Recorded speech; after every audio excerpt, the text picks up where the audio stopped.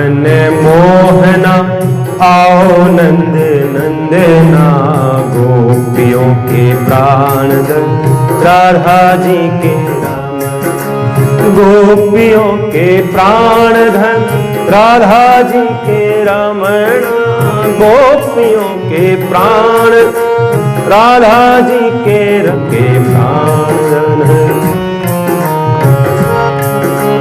काना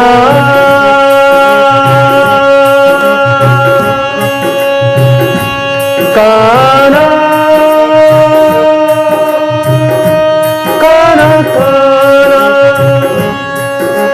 गोपियों के प्राण राधा जी के रमणा, गोपियों के प्राण धन राधा जी के रमणा, गोपियों के प्राण धन राधा जी के रमणा, गोपियों के प्राण धन राधा जी के रमणा, गोपियों के प्राण धन राधा जी के मन मोहना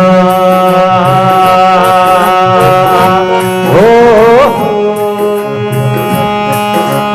आओ मन मोहना आओ नंद नंदना, गोपियों के प्राण धन राधा जी के रमणा।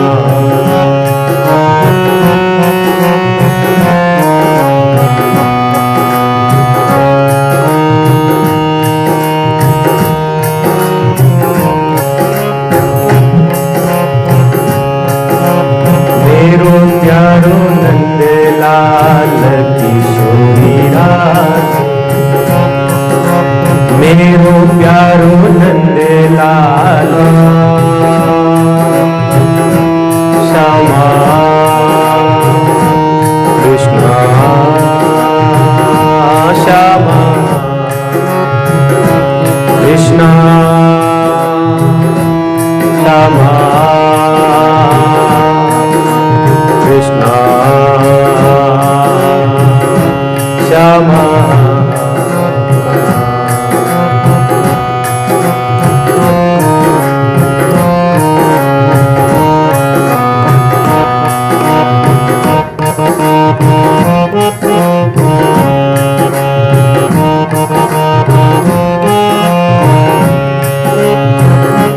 श्री राम जय जय राम,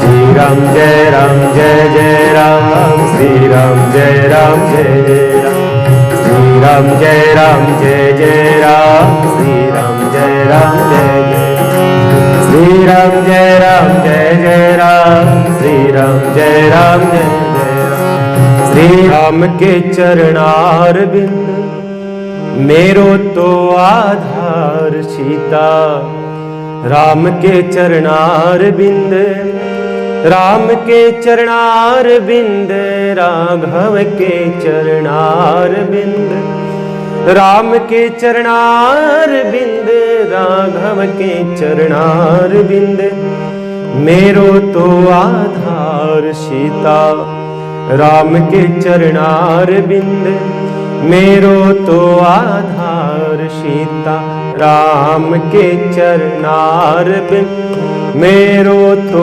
आधार सीता, राम के चरणार बिंद, मेरो तो आधार सीता, राम के चरणार, राम के चरणार बिंद, राघव के चरणार, राम के चरणार बिंद, राघव के चरणार, मेरो तो आधार सीता, राम के चरणार बिंद, मेरो तो आधार सीता, राम के चरणार, राम के चरणार बिंद, राघव के चरणार, राम के चरणार बिंद, राघव के चरणार, मेरे गले को हार सीत, राम के चरणार, मेरे गले को हार सीत, राम के चरणार बिन मेरो तो आधार सी। राम के चरणार बिन मेरो तो आधार सीता। राम के चरणार बिन मेरो तो आधार सीता। राम के चरणार बिन।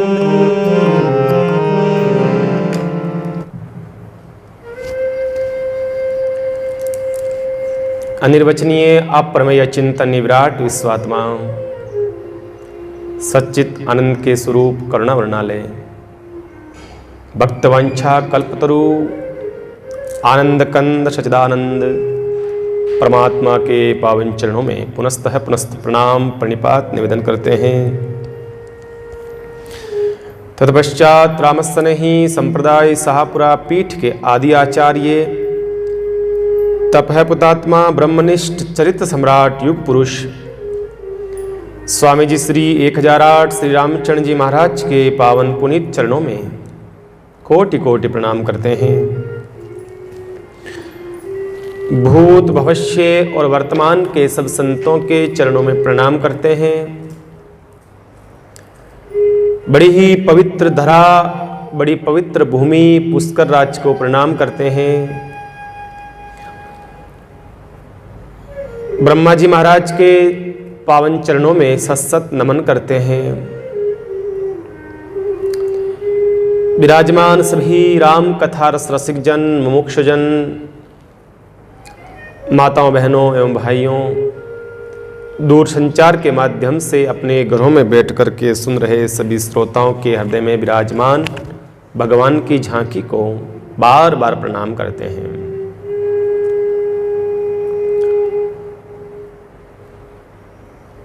आइए मानस सरोवर में गोता लगाने का प्रयास करें। ये एक ऐसा सरोवर है जिसमें मन पवित्र होता है। कैलाश के उच्चतम शिखर पर बैठे भगवान शंकर मां पार्वती से कहते हैं, हे पार्वती, जब से मैंने राम कथा सुनी है ना, तब से मेरा मन जो है राम की ओर आकर्षित हो गया। अगस्त ऋषि के आश्रम में जाकर के मैंने कथा सुनी थी, भगवान राम का दिव्य चरित्र सुना था।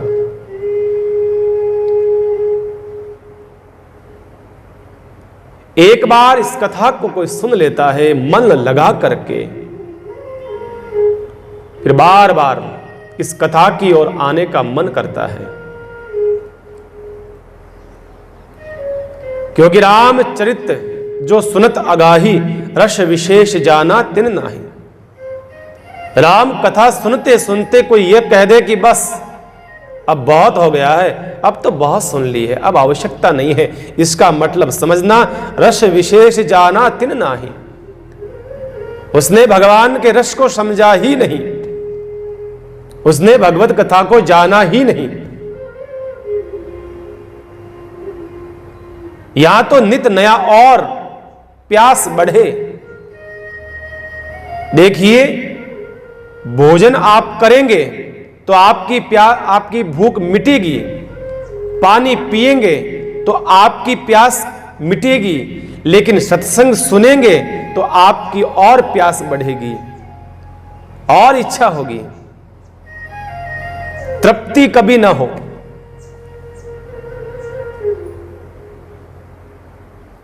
भगवान के भक्त कहते हैं, प्रभु एक दो कान दिए आपने, जरा कान तो और दे देते अच्छा था ना, अंगुलियां 10 दे दी आपने, 10 अंगुलियों की क्या आवश्यकता थी, 10 कान देते आप, कम से कम कथा तो सुनते।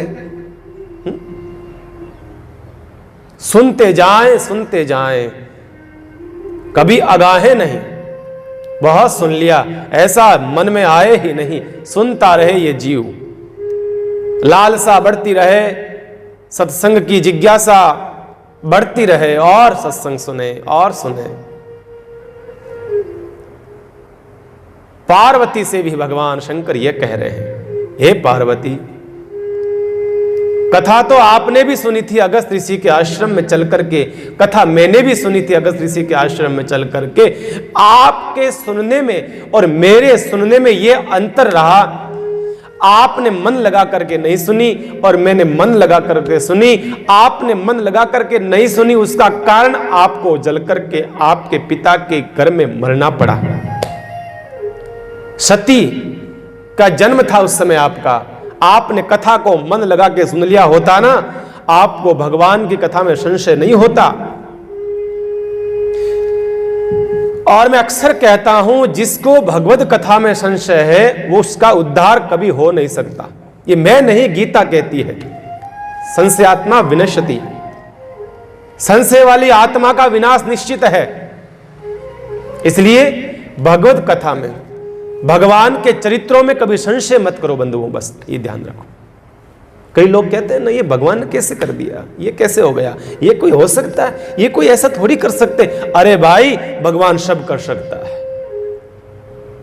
जो आप नहीं कर सकते हो ना, वो भगवान कर सकता है, वो मेरा परमात्मा कर सकता है। बस यही तो अंतर है।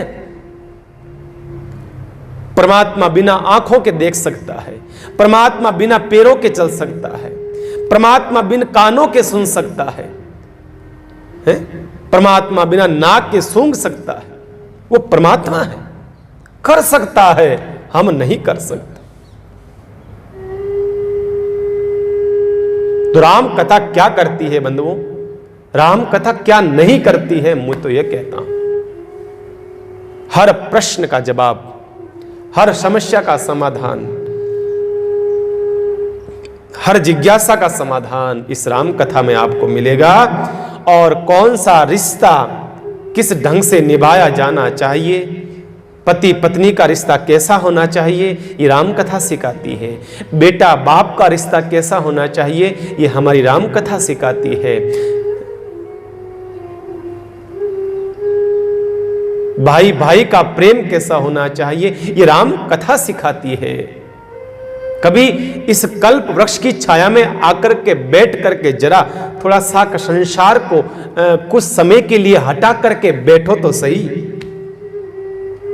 बैठो तो सही। कब तक मन अशांत रहेगा?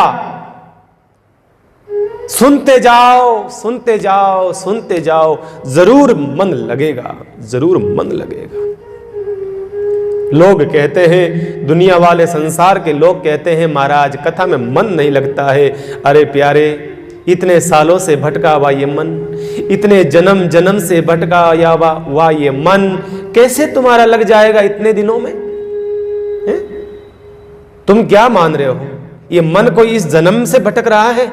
नहीं नहीं, ये मन जो है ना, ये कई जन्मों से भटक रहा है। एक जन्म से नहीं, कई जन्मों से, 84 लाख योनियों से चक्कर काटता काटता अब मनुष्य जन्म में आया।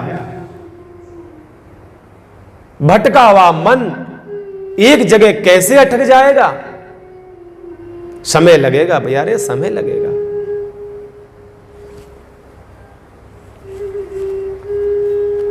एक बहुत बड़े इंसान से मिलने के लिए आपको कितना समय लग जाता? आपको प्रधानमंत्री से मिलना है तो क्या ऐसे ही मिल जाएगा प्रधानमंत्री? पहले पत्र लिखना पड़ेगा, उसके बाद में पत्र जाने के तत्पश्चात प्रधानमंत्री के पास पहुंचेगा, पीए के पास पहुंचेगा, सचिव के पास, ऐसे करते करते पत्र उनके पास पहुंचेगा, इतनी तारीख को समय देगा, फिर धीरे धीरे आप वहां तक पहुंच सकते हो। एक संसार का, एक लोगों ने बनाया हुआ पद प्रधानमंत्री का, वहां तक पहुंचने में आपको इतना समय लगता है, तो वो तो ब्रह्मांड का नायक है, जगत पिता है, जगत नियंता है, जगदीश्वर है। उस तक पहुंचने के लिए क्या आप यूं ही पहुंच जाओगे? अपने मन को साफ करो, अपने मन की पवित्रता को सिद्ध करो भगवान के सामने, अपने आप का समर्पण कर दो। हे प्रभु, मैं जैसा हूं तेरा हूं, मैं जैसा भी हूं, कामी हूं, कुटिल हूं, कुचाली हूं, पापी हूं, लोभी हूं, कैसा भी हूं, मैं तेरा हूं। बस ये मन में भाव आपके आना चाहिए, तब परमात्मा मिलेगा। शंकर भगवान कहते हैं, पार्वती, जिस घर में ब्रह्म आया हो, जिस घर में परमात्मा आया हुआ हो उसी घर के अंदर देखो एक मंथरा नाम की कुबुद्धि रहती है।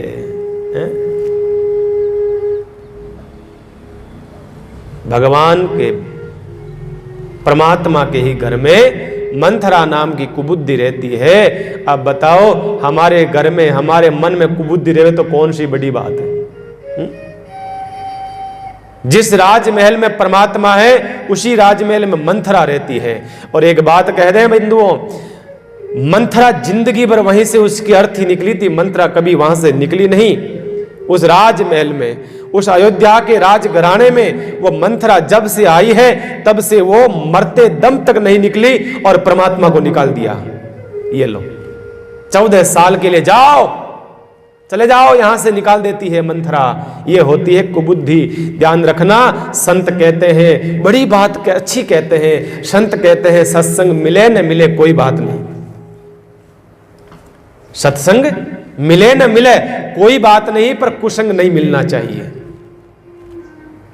कुसंग कभी मत करना, जिंदगी बर्बाद हो जाएगी। ध्यान रखना, जिसने कुसंग करा है ना उसके इतिहास उठा के देख लीजिए आप, जिंदगी बर्बाद हो जाती है। कुसंग मत करना। सत्संग मिल जाए अच्छा है, नहीं तो बाहर बैठ करके कहीं और किसी का संग करके अपना जीवन बर्बाद मत करना। संत तो कहते हैं ना, मिले तो कोई माने हरिजन मिल जो, दुष्ट जन तो दूराई रही जो। अगर मिले तो कोई हरिजन मिलना, जो हरि का जन हो, हरि का लाडला हो, कोई परमात्मा का लाडला हो, वो मिलना। दुष्ट जन तो दूर रहना। बस परमात्मा से ये प्रार्थना करते रहो, ठाकुर से प्रार्थना करते रहो, भगवान से प्रार्थना करते रहो। संगत का बड़ा प्रभाव पड़ता है। हमारे मारवाड़ी में कहावत है कि कालिया कने गोरियो बेटे तो भाई रंग नहीं तो लकड़ आवे ही आवे, परा आवे लकड़ तो आवे ही आवे, जरूर बैठेगा। हम कहते हैं आपका बच्चा उनके साथ बैठता है, उठता है, वो मदिरा पीते हैं, दारू पीते हैं, या वो गलत रास्ते पे जाते हैं, जुआ खेलते हैं, तो अच्छी बात नहीं है। कहते महाराज नहीं नहीं, बस बैठता बैठता है, वो खेलता नहीं है जुआ, वो दारू पीता नहीं है महाराज, बस बैठता बैठता है, उसके दोस्त हैं। ऐसा नहीं है बंधु, ध्यान रखना। 1000 चोट मारोगे, एक चोट लगेगी ही लगेगी। भले ही आपका बच्चा उनके साथ पीता नहीं है, लेकिन जब बैठा रहेगा, बैठता रहेगा, बैठता रहेगा, कभी न कभी तो वो पूछ लेंगे, प्यारे एक घूंट चख तो ले, टेस्ट तो कर जरा, चख तो ले। धीरे धीरे लत लगने वाली है, नशा आएगा, अच्छा लगेगा, और आगे बढ़ेगा, और अच्छा लगेगा, फिर तो जानते हो आप घर की बर्बादी। कुसंग ऐसा है, कुसंग से दूर रहो बस, और कुछ। कैकेयी जैसी रानी, कैकेयी जैसी रानी, भरत जैसा जिसकी कोख में भगवान जन्म लिया हो, भरत जैसा संत जिसकी कोख में आया हो, क्या ऐसा सोच सकती है वो? बंधुओं, कैकेयी को इतना बदनाम किया गया है इस धरती के ऊपर। आज आप अपनी बेटियों का नाम कौशल्या रख लोगे, कईयों का नाम है कौशल्या, सुमित्रा रख लोगे, पर मैंने आज तक, मैं इतना बड़ा हो गया, इतने घरों में गया, किसी का नाम कैकेयी नहीं सुना मैंने। क्यों भाई? किसी का नाम मंथरा नहीं सुना मैंने। क्यों भाई? इतना बदनाम हो गई कैकेयी मैया, इतना बदनाम हो गई कैकेयी मैया। कैकेयी को क्यों करना पड़ा ऐसा? क्या कारण था? क्या कैकेयी ऐसा सोच सकती, सपने में सोच सकती थी? नहीं, इसमें भगवान की इच्छा थी। परमात्मा की इच्छा के बगैर पत्ता भी नहीं हिलता है, परमात्मा की इच्छा के बगैर पत्ता भी नहीं हिलता। ठाकुर चाहेगा तो ही होगा। एक बार परमात्मा राजमहल के बाहर दूर बैठे थे, उदास थे, चेहरे पे मायूसी थी, बहुत उदास। शादी होने के बाद में तो भगवान से कैकेयी आई। कैकेयी ने आकर के रगड़ा, राम क्या बात है, तू उदास क्यों है? कैकेयी बहुत प्यार करती थी राम से। मैंने कल भी कहा था कि कौशल्या माँ का दूध नहीं पिया। राम बड़ा हुए हैं ना, कैकेयी माँ का दूध पी के बड़े हुए हैं। भरतलाल बड़े हुए हैं ना, तो कौशल्या माँ का दूध पी के बड़े हुए हैं। इतना प्रेम था। मतलब यूं समझो कि कौशल्या के माँ के पास में तो सुबह और शाम को प्रणाम करने जाते थे बस। कौशल्या कई बार कहती, राम तो मेरे पास क्यों नहीं रहता? राम कहते, मां मुझे कैकेयी मां बहुत प्रेम करती है, बहुत प्रेम करती, इतना प्रेम करती है कि मेरा मन वहीं लगता है। मैं कैकेयी मां को नहीं छोड़ सकता। बस इतना प्रेम जिस मां का हो, इतना वात्सल्य जिस मां का मिला हो, वो मां एक दिन अपने कलेजे के ऊपर पत्थर रख करके ऐसा निर्णय करती है, इसके पीछे क्या कारण है? क्यों बदनामी हो गई कैकेयी मां की? तो मैं कह रहा था, कैकेयी मां गई राम के पास में, कहा, राम आज क्या हुआ, तू उदास क्यों है? कोई तकलीफ है, कोई परेशानी है, मुझे बता। राम ने कहा, नहीं नहीं मां, ऐसा कुछ नहीं। पर मां होती है ना, बेटा बेटी का चेहरा देख करके समझ जाती है कि कुछ तकलीफ है। मां का हृदय ऐसा होता है कि उनका चेहरा देख करके समझ जाती है आज कुछ तकलीफ है इसको। भले ही वो लाख छुपाने की कोशिश करेगा, नहीं नहीं मां ऐसा कुछ नहीं, ऐसा कुछ नहीं, फिर भी पूछ लेगी, नहीं मुझे नहीं बताएगा, आखिर में तेरी मां हूं ना, बता क्या बात है। राम के माथे पे हाथ फेरा, राम से कहा, राम बताओ मुझे। राम ने कहा, मां मैं एक बात में परेशान हो रहा हूं, मेरी एक तकलीफ है, क्या आप मेरा समाधान करोगे उस समस्या का? क्या आप मेरी समस्या का समाधान करोगे मां? आप अगर समस्या का समाधान कर सकती हो तो मैं आपको बताऊं। कैकेयी ने कहा, राम तुमने आज ये शब्द कहे हैं ना, वो सोच विचार के नहीं कहे हैं। तुम्हारी समस्या का समाधान और कैकेयी मां न करे, ऐसा हो सकता है? राम तू अगर अपनी मां कैकेयी की जान भी मांग लेगा ना, हंसते हंसते मैं तेरे को जान दे सकती हूं। तू प्राण भी मांग लेगा मेरा राम, अगर मां कैकेयी से कह दे, मां मुझे प्राण चाहिए तेरे, तो ये कैकेयी खड़ी हो जाएगी और प्राणों को देने के लिए तैयार हो जाएगी। राम तू मांग तो सही, तेरे लिए सब कुछ हाजिर है, सब कुछ। मेरे राम तू मांग तो सही। राम ने कहा, मां मुझे आपके प्राण नहीं चाहिए, मैं ऐसी चीज मांगूंगा मां जिससे आपकी पूरे जगत में बदनामी हो जाएगी। मैं ऐसी वस्तु मांगूंगा आपका लोग नाम लेते हुए डरेंगे। क्या आप इस जगत के अंदर बदनामी चाहती हैं? क्या आप अबजस की पिटारी बनना चाहती हैं राम की खुशी के लिए?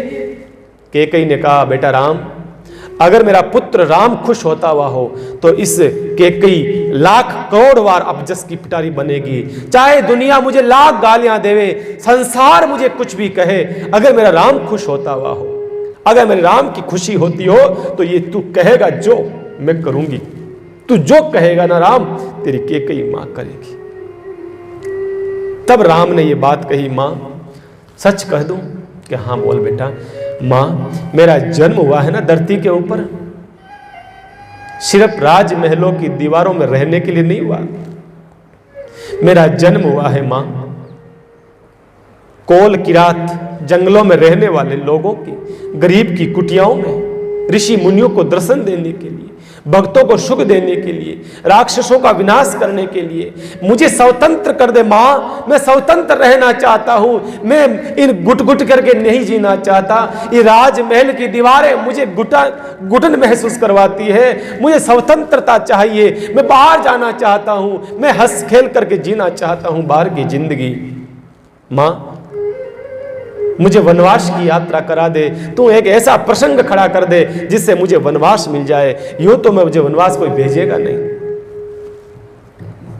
मुझे कौन भेजेगा वनवास? आप कुछ ऐसा कर दीजिए जिससे मुझे वनवास मिल जाए। राम से कहा केकई ने, बेटा हाथ में हाथ लेकर के कहा, राम तेरी केकई मां ने समझो वनवास दे दिया, चिंता ना करो। चाहे मुझे दुनिया वाले लाख गालियां दे, चाहे मुझे इस राजमहल से धक्का दे के बाहर निकाल दिया जाए, चाहे मुझे लोग पत्थर मारे, चाहे कुछ भी करे राम, लेकिन तेरा भला मैं चाहूंगी और तू जैसा कहता है ना वैसा तेरे लिए करके रहूंगी। वो बात कहीं ना कहीं केकई मां को याद थी, राम की खुशी के लिए मैं कुछ भी कर सकती हूं, कुछ भी कर सकती हूं। जो राम से इतना प्रेम करने वाली मां केकई ऐसा कर सकती है, वो राम की इच्छा थी। इसमें परमात्मा का चाहते थे, भगवान चाहते थे। भगवान ने सरस्वती मैया को, भगवान ने देवताओं को, देवताओं ने सरस्वती मैया को, सरस्वती ने मंथरा को, मंथरा ने केकई को। इस प्रकार से पूरा का पूरा ये षड्यंत्र चला, जिसको हम षड्यंत्र कह सकते हैं। कुछ भी हो चाहे उसमें भगवान की कृपा निहित है, निहित है। मंथरा ने समझाया, केकई से कहा, केकई आने वाला समय बड़ा खराब है, ध्यान रखना। राम राजा बन जाएगा कल, जैसे राम राजा बनेगा और लक्ष्मण को बनाएगा उत्तराधिकारी, कौशल्या को बनाएगा राजमाता और आपको बनाएंगे कौशल्या की दासी, भरत को डालेंगे जेल में। फिर क्या करोगी? केकई ने कहा, नहीं मंथरा, भले ही मैं भीख मांग करके खा लूंगी, भले ही मैं राजमहलों से बाहर चली जाऊंगी, लेकिन शोतन की कभी मैं दासी नहीं बनूंगी, कभी नहीं बनूंगी। तो कद्रु विनीता का प्रसंग सुनाया। एक राजा के ही 2 पत्नियां थी, वो प्रसंग सुनाया। विनीता को कद्रु ने नौकर दासी बना दिया। केकई ने कहा, अब तू जो कहेगी मैं वो करूंगी, तू बता क्या करूंगा, क्या मुझे क्या करना चाहिए? कहा चिंता न करो, मैं तुम्हें बताती हूं। कहा कि क्या? कहा कि बाल खोल दो, अपने सारे गहने श्रृंगार उतार दो, सब कुछ उतार दो, आपका श्रृंगार जो भी आपके शरीर पे लगा हुआ है सब उतार दो, काले कपड़े पहन लो, बाल सारे खोल लो, ऐसा शरीर बना लो पूरे को, और सीधी चली जाओ कोप भवन के अंदर, जाकर के जमीन पर लेट जाओ। यह होता है कुसुंग। कुसुंग क्या करता है? आपके संस्कारों के आभूषण उतार देता है, आपको बदनामी के काले कपड़े पहना देता है और आपको कोप भवन भेज देता है। यह कुसंग कर सकता है। फिर क्या कहा? सो जाना, जमीन पे लेट जाना और राजा आएगा। राजा तेरे आसक्त है, तेरे बस में है राजा दशरथ, तो उसको बहुत अच्छी लगती है, तो देख के कई राजा आएगा तुझे मनाएगा, पर मानना मत। फिर क्या करना? तेरी अचरित्र करना, झटका देना, धक्का दे देना, मत मानना, कई दार तक मत मानना। और जब वो राम की सौगंध खा ले और कुछ देने के लिए वरदान मांगना, 2 वरदान। कौन सा वरदान दो? राम का वनवास और भरत का राज्य, 2 वरदान मांगना। लेकिन कब मांगना? जब राजा राम की सौगंध खा ले तब मांगना, पहले मत मांगना, पहले मत मांग लेना।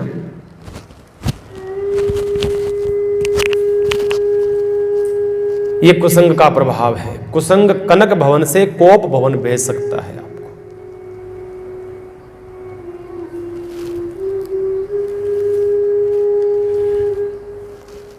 यह कुसंग का प्रभाव है।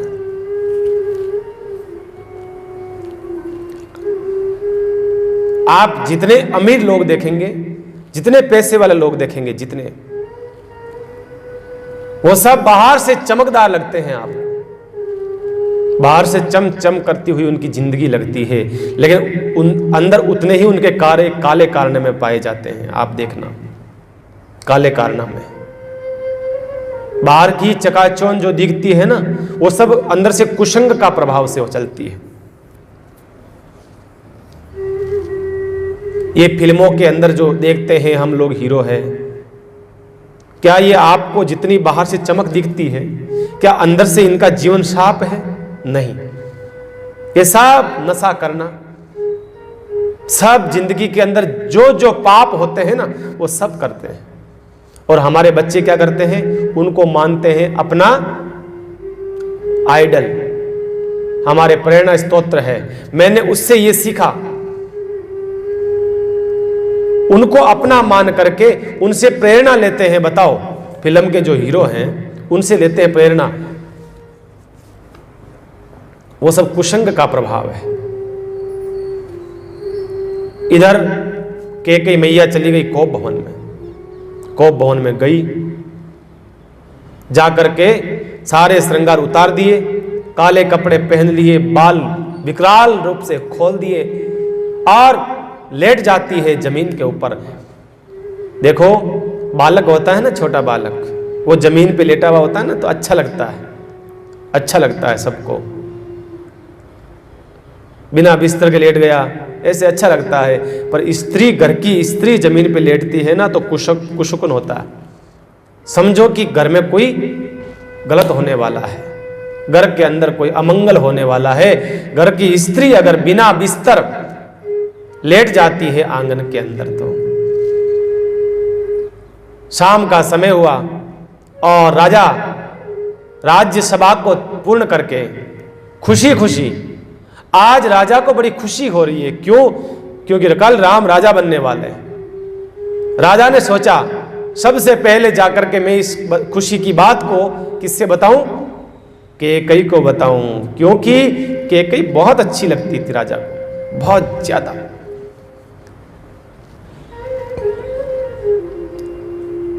वो कैकेयी को जाकर के सोचा कि मैं वो दूं, क्या कहते हैं जो सरप्राइज, कैकेयी को जाकर के खुशी खुशी चले हैं, खुशी खुशी। बस राजा ने यही गलती कर दी। शाम का समय था, शाम के समय और सुबह के समय व्यक्ति को कहां जाना चाहिए? राम भवन। और ये कहां जा रहे हैं? कोप भवन, काम भवन है। गलती यही कर रहे हैं राजा दशरथ, ये गलती हो रही उनसे। जाना चाहिए था राम भवन की तरफ और जा रहे हैं काम भवन की तरफ है। आसक्त हैं स्त्री के, बड़े आसक्त हो गए, बड़े आसक्त। सांझ समय सानंद नृप गए हूं कैकेयी गह। जैसे संध्या का समय हुआ और राजा सीधा कैकेयी भवन की तरफ चले हैं। और ध्यान रखना, कुसंग जो है ना, सूर्य अस्त होने के बाद में ही ज्यादा होता है। कुसंग संध्या के बाद में बढ़ता है ज्यादा। जो भी गलत कार्य करेगा आदमी, वो सब सूर्य अस्त के बाद में करेगा, ताकि लोग कोई देखे नहीं, दुनिया कोई देखे नहीं। यहां गोस्वामी जी ने क्या लिखा? सांझ समय सानंद नृप। जैसे संध्या का समय हुआ, और सानंद मतलब आनंद से भी कई गुना ज्यादा मात्रा में, जिसको कहते हैं सानंद।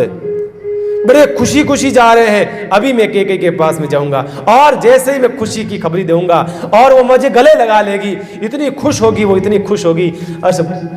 बुढ़े राजा को पता नहीं, जाओ तो सही। खुशी होगी कि आंसू आएंगे, छटपटाओगे, माथा फोड़ोगे, कि वो तो जाओ तो सही, मालूम चलेगा।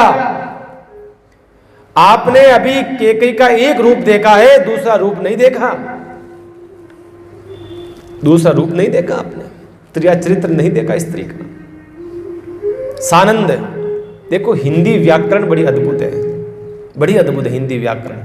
हिंदी व्याकरण में प्रत्येक शब्द का विलोम शब्द मिलेगा आपको, हर एक शब्द का विलोम शब्द मिल जाएगा। आप किसी भी शब्द को उठा करके देखो, लेकिन एक आनंद शब्द ऐसा है जिसका कोई विलोम शब्द नहीं आएगा, कोई विलोम शब्द नहीं है। आनंद का आनंद ही होगा।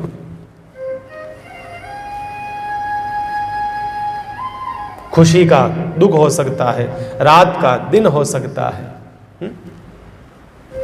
लेकिन आनंद का कोई विलोम शब्द नहीं है। यह आनंद अपने आप में है और आनंद है परमात्मा।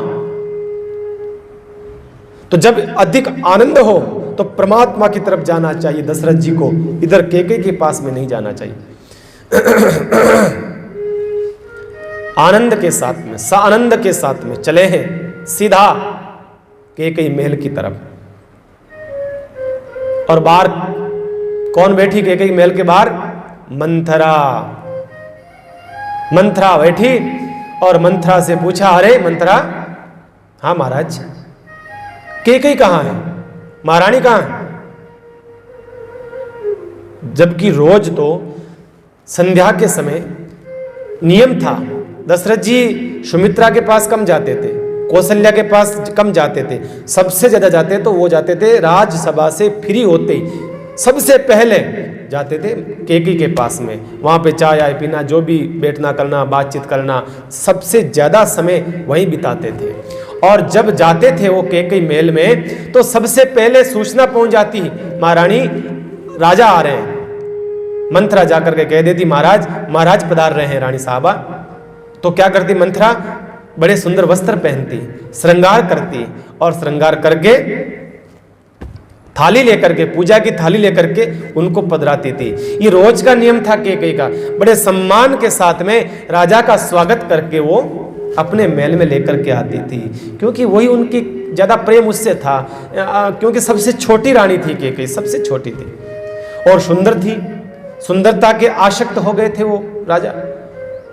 कौशल्या वृद्ध हो चुकी थी, कौशल्या का शरीर भी अब वृद्ध हो चुका था काफी हद तक, लेकिन कैकेयी सुंदरता के कारण से आसक्त रहते थे राजा ज्यादा कैकेयी के। तो रोज तो स्वागत करती थी कैकेयी। आज ना तो कोई थाली है, ना कोई स्वागत है, ना कोई कैकेयी, कुछ खड़ी नहीं। आज मंथरा खड़ी है। पूछा, मंथरे, हाँ महाराज, कहाँ है कैकेयी रानी? हमें क्या पता महाराज, आप जानो, आपकी रानी साहब की क्या बातें होती है, हमें क्या पता कहाँ चली गई। कहा तुझे पता तो होगा। कहा हाँ, थोड़ा सा बताया तो था, वो पता नहीं क्या कुछ कह रही थी, कोप भवन ऐसा कुछ बता रही थी वो। अब बताओ, क्या गजब तरीका है साहब मंथरा, तो वाह, धन्यवाद। गुरु हो तो ऐसा हो, बाकी नहीं हो भाई। चेले को ऐसा तैयार करा है, ऐसा तैयार करा कि चेला भटके नहीं, बस ऐसा गुरु मंत्र दिया है। कहा कोप भवन, जैसे ही कोप भवन का शब्द सुना ना, कांप गए महाराज, वही कांप जाते हैं।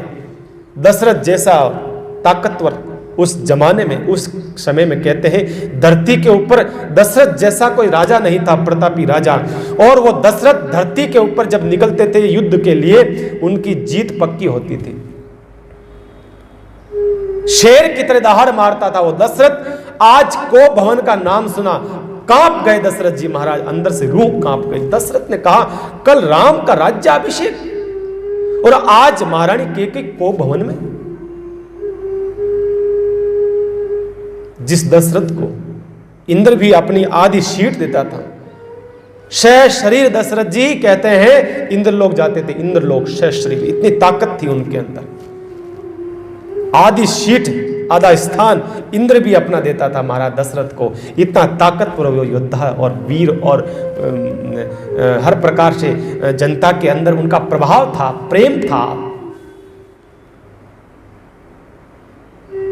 दशरथ ने कहा कि कहीं क्या मंथरा क्या बोल रही है, क्या बात है, क्यों गई वो को भवन, क्या बात हो गई? मंथरा ने कहा, महाराज आप राजा रानी की पति पत्नी की बात हमें क्या पता, तुम जानो, तुम्हारा काम जाने। तुम्हारे बातें हुई होगी कोई, मुझे थोड़ी बताती है कोई, मैं तो दासी की दासी रहूंगी, मैं तो दासी हूं, मुझे क्या पता, कोई बात हुई होगी आपके। सरासर झूठ बोल देती है। दशरथ कांप गए। दशरथ जैसे तैसे कोप भवन के तरफ बढ़ते हैं। यह होता है कुशंग। बंधुओं, कुशंग ब्रह्म के बाप को भी कोप भवन भेज देता है, मजबूर कर देता है। कुशंग एक ऐसा होता है जो, ऐसा प्रभाव कुशंग का, ऐसे। राजा ने सोचा रानी है टूट जाया करती है। रानी ये पहले रूठ जाया करती थी, कोप भवन होते थे, इसलिए राजा क्या करते थे, कोप भवन रखते थे, कोप भवन। रूठ दी, सीधा अलग से एक मकान होता था, उसके अंदर वो चली जाती थी। राजा समझ जाता आज रानी साहिबा नाराज है। राजा जाता, मनाता, वो देता, ये देता, ऐसे करके जो भी उसको खुश होता था प्रयास करता खुश करने का राजा। पहले कोप भवन, किसी ने पूछा मेरे से, महाराज पहले जमाने में कोप भवन होते थे, आज कोप भवन नहीं होते। हम रूठ जाएं तो कहाँ जाएं महाराज, पति कुछ कह देता है, घर वाले कुछ कह देते तो कहाँ जाएं। मैंने कहा आज पूरा घर कोप भवन है तुम्हारा, पूरा घर कोप भवन बन गया। आज जहां देखो लड़ाई होती है घर के अंदर, हर कोने में लड़ाई होने लग गई, पूरा घर कोप भवन बन गया। नहीं, घर में एक स्थान ऐसा रखो, पवित्र रखो, जिसमें बैठ के भजन कर सको। हमारा पूरा घर कोप भवन बन गया, आज ये स्थिति हो गई है बंधुओं, सच। कुछ स्थान ऐसा रखो जो कोप भवन से मुक्त हो, जहां बैठ करके आत्मचिंतन, आत्म मनन, आत्मस्मरण कर सको भगवान का। स्थान ऐसा होना चाहिए। राजा गए, देखा मोटे मोटे काले वस्त्र पहन रखे हैं, केकई ने बाल खुले हैं, श्रृंगार के आभूषण फेंके पड़े हैं, वो इधर गया वो इधर गया हुआ पड़ा है। शाम का समय है, लाइटें बंद हैं, दीपक बुझे हुए हैं, कोई प्रकाश नहीं। ऐसा रूप देखा, ओ हो, राजा कांप गए। राजा ने कहा ये क्या हो गया केकई को, ऐसा तो कभी करा नहीं केकई ने, आज केकई को क्या हो गया।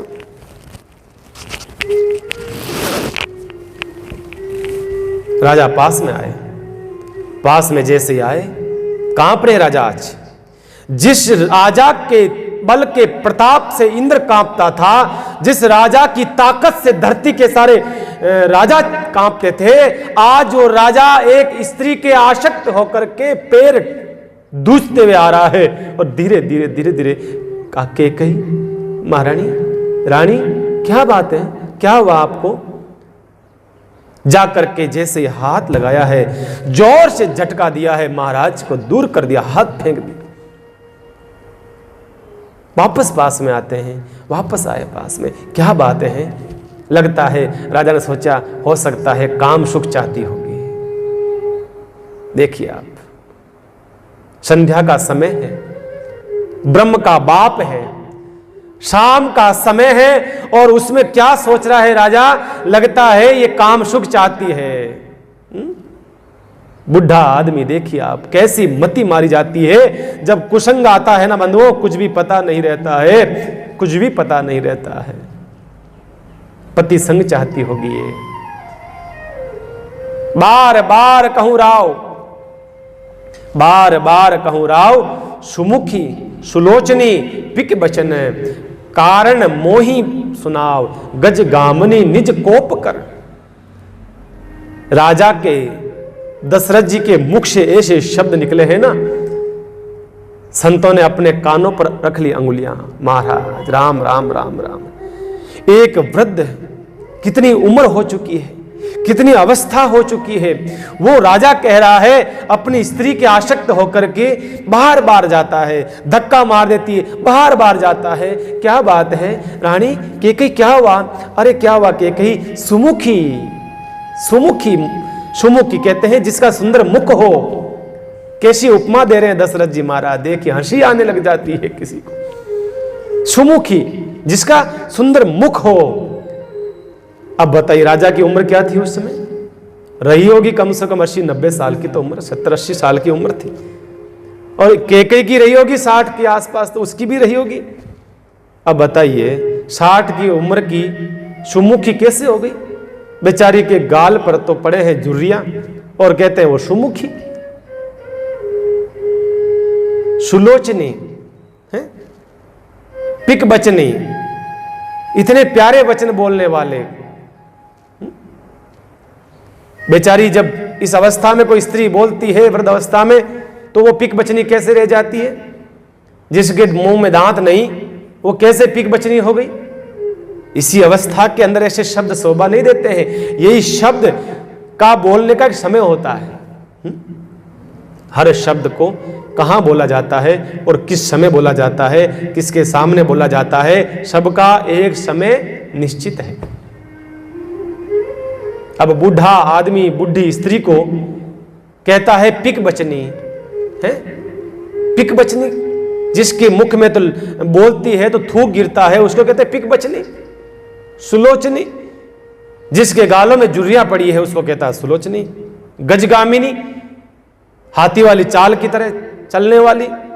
अब जो चलती है, कभी पैर यहां गिरता है कभी वहां गिरता है, लकड़ी के बल पे चलने वाली, उसको कहते हैं गजगामिनी। वाह वाह राजा दशरथ जी महाराज, गजब। ये होता है आसक्ति। पता नहीं रहता है कौन से शब्द मुझे शोभा देंगे या नहीं देंगे, मेरी उम्र है ऐसे शब्द बोलने की या नहीं है, मुझे क्या बोलना चाहिए, ये शोभा नहीं देती है भाषा राजा को।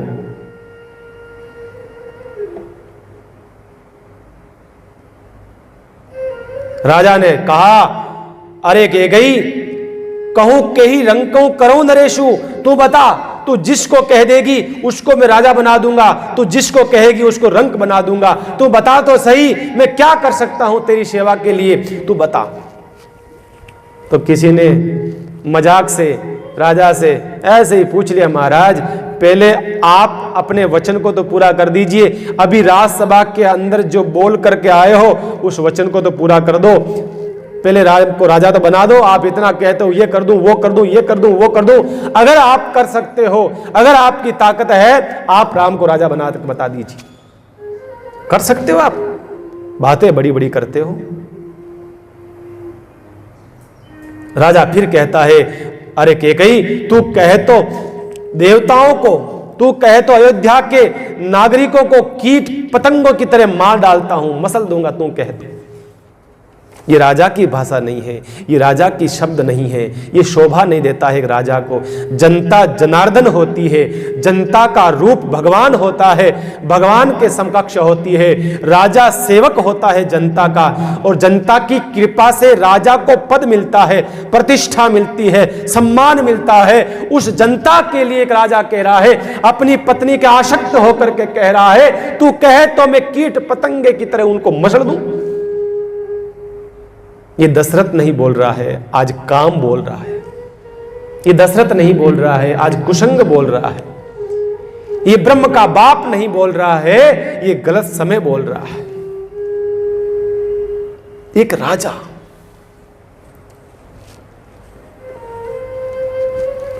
दशरथ जी कहते हैं,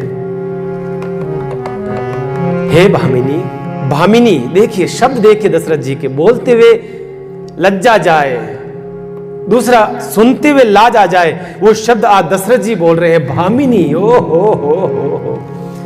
भामिनी कहते हैं युवान स्त्री को, जो युवा हो चुकी है, जवान हो चुकी है, उसको कहते हैं भामिनी। भामिनी भयहु तोरे मन भावा,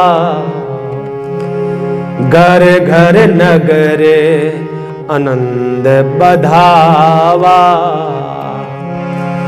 राम ही देहु कलिजुग राजू, राम ही देहु कलिजुग राजू। सहज ही सुलोचनी मंगल साजू, सहज ही सुलोचनी मंगल साजू। श्री राम जय राम जय जय रामा, श्री राम जय राम जय जय रामा। बड़ी मार्मिक कथाएं, वनवास काल की कथाएं हम आपको सुनाएंगे। पर अब 7 दिन का बीच के अंदर हम लोग, अभी तो मानस सरोवर में गोता लगा रहे थे, अब हम भागवत समुद्र में गोता लगाएंगे। आप लोग जो भी दूर संचार के माध्यम से कथा सुन रहे हो, उन सब से मेरा निवेदन है, कल से 26 तारीख से भागवत कथा प्रारंभ है। आप सबसे निवेदन है, आप भी यहाँ आकर के कथा सुने, यहाँ नहीं आ सकते हैं, अपने घर में बैठ करके यूट्यूब के माध्यम से कथा का आनंद लेवे, पर कथा अवश्य सुने आप। पितरों के नाम से हो रही कथा, और भी कई समस्याओं से जो ग्रसित है वो लोग जजमान बन सकते हैं, आप संपर्क कर सकते हैं नंबरों के द्वारा। आप अवश्य यजमान बने। आप यहाँ आएंगे तो पूजा हो सकती है, आप नहीं भी आएंगे तो भी गूगल मीट के द्वारा पूजा हो सकती है।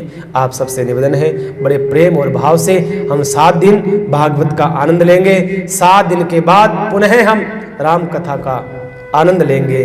आगे की कथा, आगे बड़ी मार्मिक कथाएं हैं, आप सब बड़े भाव प्रेम से सुनिएगा।